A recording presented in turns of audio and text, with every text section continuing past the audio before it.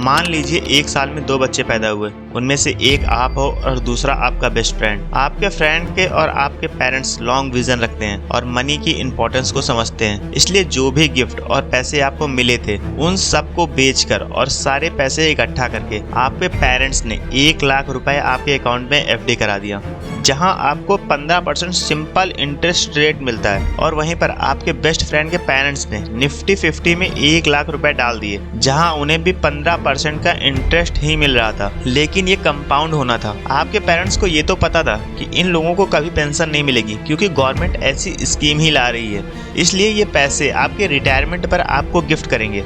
Yes, आपके parents इतने long vision रखते थे कि उन्होंने अपनी नहीं आपके रिटायरमेंट के बारे में सोच लिया था। अब आप बड़े होते हो, आप अच्छी एजुकेशन लेते हो, अच्छी जॉब करते हो और फाइनली वो दिन आ जाता है जब आप रिटायरमेंट लेते हो। आप दोनों 58 ईयर के हो चुके हैं और आपके पेरेंट्स भी आपके साथ हैं, बस थोड़ा बुजुर्ग हो चुके हैं, लेकिन वो आज भी आपसे उतना ही प्यार करते हैं जितना आपको बचपन में करते थे। आज वो आप दोनों को बताते हैं कि वो आपके बचपन से आपके लिए पैसे जोड़ रहे थे जो आज आप विड्रॉ कर सकते हैं, और आप दोनों अपने अकाउंट चेक करते हैं। फिर आप देखते हैं कि आपको 15% सिंपल इंटरेस्ट रेट से जो आपको अमाउंट मिल रहा था वो 9.7 टाइम्स हो गया है, यानी 1 लाख रुपए अब 9,70,000 रुपए हो गए हैं। इससे आपके चेहरे पे स्माइल आती है क्योंकि आपको पता है कि जो गिफ्ट आपके बचपन में पैदा होते ही मिले थे उनसे आप तो वैसे भी नहीं खेल पाना था। इससे बेटर तो ये है कि ये 9,70,000 रुपए आपके किसी काम तो आएंगे। फिर आप अपने बेस्ट फ्रेंड के साथ उसका अकाउंट देखते हैं जो कि 15% से कंपाउंड हो रहा था, और अब उसके अकाउंट में 33,14,93,288 रुपए हैं। कहाँ 10 लाख और कहाँ 33 करोड़। इन्वेस्टमेंट अमाउंट भी सेम, इन्वेस्टमेंट टाइम भी सेम और इन्वेस्टमेंट परसेंट भी सेम, और ये हुआ है केवल कंपाउंड से। आपको 15% का सिंपल इंटरेस्ट रेट मिल रहा था, जबकि आपके फ्रेंड को 15% का कंपाउंड इंटरेस्ट मिल रहा था। और ये कंपाउंडिंग केवल पैसों में ही नहीं कि हर जगह काम आती है, हेल्थ में, वेल्थ में, रिलेशनशिप में, इवन आप कुछ भी सीखना चाहते हैं उसमें भी कंपाउंडिंग ही काम आती है। मान लो आप 3 दोस्त हो, आप, आपका दोस्त रमेश, आप तीनों की eating habit, weight, exercise habit सब सेम है और आप तीनों का वेट भी 75 kg ही है। आप लोग एक रात को खाना खाने के बाद बाहर टहलने गए और अचानक एक बेकरी से 3 चॉकलेट ली, और जब आप लोगों ने उसे खाया तो वो चॉकलेट आप लोगों को बहुत पसंद आई। अब आप लोगों ने डिसाइड किया कि आपसे ये रोज खाना खाने के बाद एक चॉकलेट खाएंगे, लेकिन आपको वो चॉकलेट इतनी पसंद नहीं आई। अगले दिन से जब भी आप चॉकलेट मिलती आप उसे सुरेश को दे देते क्योंकि उसे वो चॉकलेट बहुत पसंद आई थी। इस तरह सुरेश 93 किलो हो जाता है, रमेश का वेट सेम रहता है, लेकिन आपने चॉकलेट छोड़ दी थी इसलिए आपका वेट कम होकर केवल 57 किलो ही रह जाता है। सुरेश की एक एक्स्ट्रा चॉकलेट ने उसे 17.7 kg का वेट गेन कर दिया है, जिससे वो बीमार भी रहने लगा है। पॉइंट ये है कि एक छोटा सा चेंज लंबे समय में एक कंपाउंड इफेक्ट क्रिएट कर सकता है। आप लोगों ने इस वीडियो से पहले अगर कंपाउंड के बारे में सुना होगा तो आपने एक स्टोरी सुनी होगी, लेकिन आज हम इस स्टोरी को अच्छे से डीप से समझते हैं। तो स्टोरी कुछ ऐसी है। एक बार एक कवि एक राजा के पास गया और कविता सुनाई। राजा खुश होकर बोला, आपको क्या चाहिए? तब कवि ने कहा, मुझे कुछ चावल के दाने चाहिए। राजा ने कवि से दोबारा पूछा, आपको कितने चावल के दाने चाहिए? तब कवि ने वहीं पर रखे चेस बोर्ड की तरफ इशारा करते हुए बोला, जितने ब्लॉक्स इस चेस बोर्ड में हैं उतने ब्लॉक्स में पहले से डबल चावल के दाने चाहिए। मंत्री ने कैलकुलेशन करना शुरू किया और बोला, महाराज अपने राजकोष में तो छोड़ो, इस पूरे विश्व के राजाओं के राजकोष में भी इतना धन नहीं है कि उस धन के चावल के दाने जितने हम इन्हें चावल के दाने खरीद के दे सके। ये तो ही स्टोरी। अब हम बात करते हैं कैलकुलेशन की। चेस बोर्ड में 64 ब्लॉक्स होते हैं, तो पहले में 1, दूसरे में 2, तीसरे में 4, फिर 8, फिर 16, फिर 32, फिर 64, फिर 128।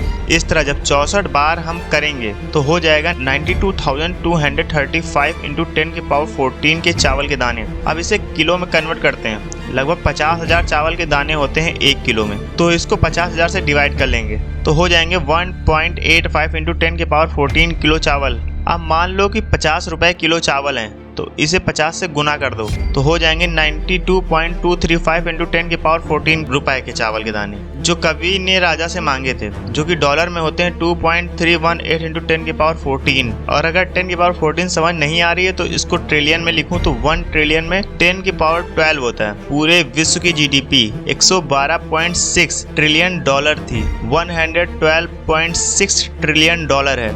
ये एक देश की बात नहीं है, ये देशों की कुल जीडीपी से 19.4 ट्रिलियन डॉलर ज़्यादा है। और 2023 में भारत की जीडीपी 3.75 ट्रिलियन डॉलर है। अल्बर्ट आइंस्टाइन ने इसे 8वां अजूबा तक कहा था। अमीर इंसान का पहला 1 करोड़ बहुत टफ होता है। एक राइटर की पहली बुक बहुत टफ होती है। हर काम की शुरुआत मुश्किलों से होती है क्योंकि वहां से कोई रिजल्ट नहीं दिखता, लेकिन जब वो धीरे धीरे कंपाउंड होता है तो रिजल्ट देखकर आप भी हैरान हो जाते हो। इसीलिए आज के लिए मेहनत ना करो क्योंकि आज कोई रिजल्ट नहीं दिखने वाला, लेकिन लगातार धीरे धीरे एक ही फील्ड पर काम करने से आपका काम कंपाउंड होने लगेगा। तब सबको आपकी मेहनत और रिजल्ट दोनों दिखेंगे।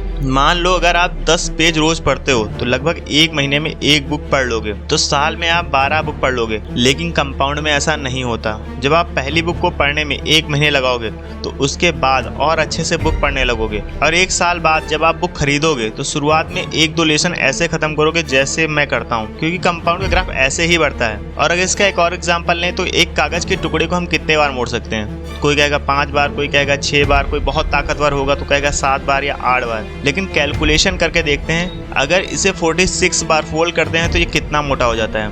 आपके मोबाइल इतना, आपके इतना, आपकी बिल्डिंग जितना नहीं। अगर आप किसी कागज को 46 बार फोल्ड कर देते हो तो वो चांद तक जाएगा और फिर वापस आ जाएगा, इतना मोटा हो जाएगा। चलो कैलकुलेट करके देखते हैं। मान लो एक कागज का टुकड़ा है जो कि 0.001 सेंटीमीटर का मोटा है। पहला फोल्ड किया जो हो गया 0.002 सेंटीमीटर, फिर फोल्ड किया हो गया 0.004 सेंटीमीटर। इस तरह जब 10 बार करेंगे तो हो जाएंगे 1.024 सेंटीमीटर। इस तरह 70 बार फोल्ड करेंगे तो हो जाएगा 131 सेंटीमीटर, मतलब लगभग 4 फीट, एक बच्चे जितना। और फिर 25 बार फोल्ड करने पर हो जाएंगे 33554 सेंटीमीटर, मतलब कि 1100 फीट। इस तरफ अगर इसे 45 बार फोल्ड करते हैं तो ये हो जाएगा 3.5 लाख किलोमीटर मोटा कागज, जो कि पृथ्वी और चांद की दूरी के लगभग इतनी है। और अगर इस कागज को एक बार और फोल्ड कर दें तो ये चांद से वापस भी आ जाएगा। अब तो आप कंपाउंडिंग को समझ ही गए होंगे। चलो एक और एग्जाम्पल लेते हैं। किसी एक टेस्ट ट्यूब में 2 से 4 बैक्टीरिया को डाल देते हैं और ये हर अपने को डबल करेंगे। अब आपने सुबह 6 बजे बैक्टीरिया डाला और आपको पता है कि 11 बजे ये भर जाएगा, और एग्जैक्ट 11 बजे वो टेस्ट ट्यूब बैक्टीरिया से भर जाती है। और अगर मैं आपसे पूछूं कि ये टेस्ट ट्यूब आधी कब थी, अगर आपने ये वीडियो बहुत ध्यान से देखा होगा, ये आधी ठीक 1 सेकंड पहले थी, मतलब 10:61 पे। और आप इसे और डीप लेके जाओगे तो बताओगे कि ये 10:54 तक तो लगभग टेस्ट ट्यूब एकदम खाली थी और आखिर के 6 मिनट में पूरी टेस्ट ट्यूब फुल हो गई। आई होप आपको ये वीडियो बहुत पसंद आई होगी। इसे लाइक करके अपने फैमिली ग्रुप और अपने फ्रेंड ग्रुप के साथ हर उस इंसान के पास शेयर करिए जिसे सच में इस वीडियो की ज़रूरत हो। और अपने आप को इम्प्रूव करने के लिए इस चैनल को अभी सब्सक्राइब कर लीजिए। मिलते हैं अगली वीडियो में, तब तक के लिए जय हिंद।